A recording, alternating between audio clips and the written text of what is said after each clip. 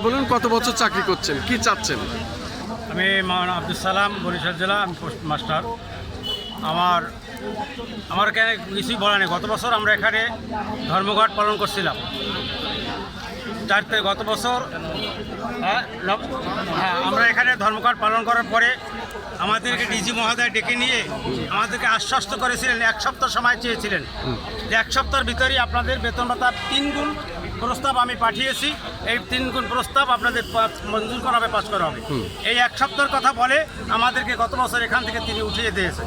কিন্তু আজ পর্যন্ত এই কতটি মাস অতিবাহিত হয়ে গেল, ডিজি মহোদয় আজ পর্যন্ত আমাদের 1 টাকাও তিনি বৃদ্ধির প্রস্তাব করেন নাই।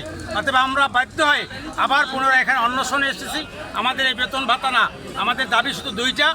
একটা দাবি হলো আমাদেরকে অবিভাগীয় করে রেখে যে আমাদেরকে লাঞ্ছিত করছে, এইটা থেকে আমরা অব্যাহতি চাই।